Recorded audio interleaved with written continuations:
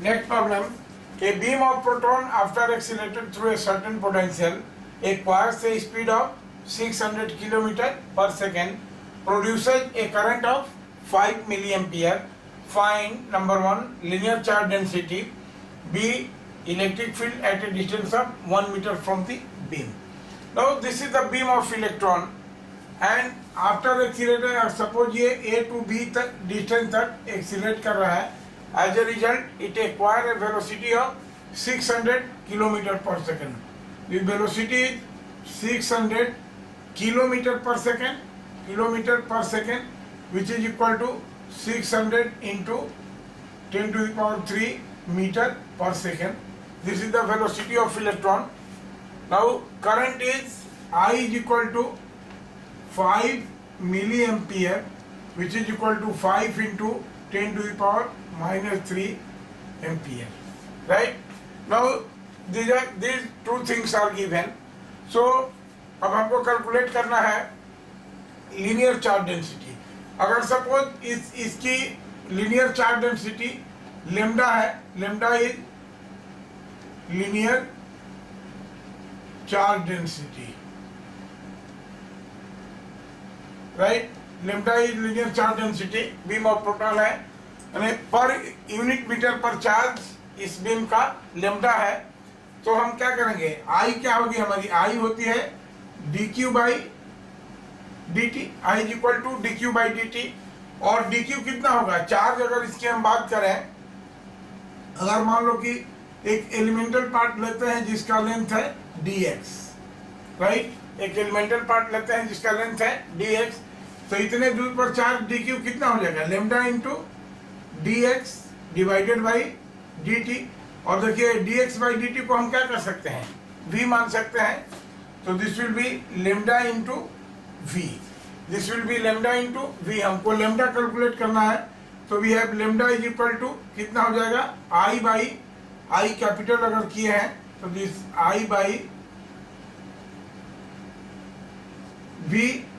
i का value दिया हुआ है कितना, 5 into 10 to the power minus 3, और v का भी वैल्यू दिया हुआ है 600 into 10 to the power 3 metre per second. देखिए ऐसा यूनिट में है, तो लेम्डा क्या किस यूनिट में आ जाएगा हमको, this will be in coulomb per metre, right. और इसका वैल्यू कैलकुलेट करेंगे तो this will be 10 to the power 6, ऊपर हो गया 10 टू द पावर माइनस 6 और 10 to the power minus 8, 5 by 6, तो this will be 0.833 into 10 to the power minus 8 coulomb per meter. Now this will be the answer. This is the value of lambda. This is the answer of part A. Now electric field at a distance of 1 meter from the beam. अब देखिए second part क्या है, ये suppose अगर हमारा ये beam है और इस बीम से at a distance of 1 metre, और मान लीजिए कि बीम के सेंटर से यहाँ पर कोई पॉइंट P है at a distance of 1 metre, इस P पॉइंट पर, तो यहाँ पर हम इलेक्ट्रिक फील्ड निकालेंगे. तो जैसा इलेक्ट्रोस्टैटिक्स में हम पढ़ चुके हैं कि इलेक्ट्रिक फील्ड क्या होता है इक्वेटोरियल लाइन पर, चूंकि इक्वेटोरियल लाइन पर ये होता है, this is 1 by 4 pi epsilon naught 2 lambda by r, this is 2 lambda by r. R का वैल्यू दिया हुआ है 1 metre, electric field at a distance of 1 metre. तो अगर इस सारे चीज को हम कैलकुलेट करते हैं तो हमारा कितना हो जाएगा, देखिए 1 by 4 pi, this is 9 into 10 to the power 9, 1 by 4 pi epsilon का होता है, एंड दिस इज 2 इंटू ये कितना हो जाएगा 0.83 है. तो बेटर है इसका न्यूमेरिकल वैल्यू ही ले लेते हैं हम लोग, 5 by 6 into 10 to the power minus 8, यही यहाँ से 5 by 6 into 10 to the power minus 8 calculation में ठीक रहेगा. एंड राइट, तो 2 into 5 by 6 into lambda, r कितना दिया हुआ है, आर इज 1 मीटर, तो 1 मीटर से ये हुआ.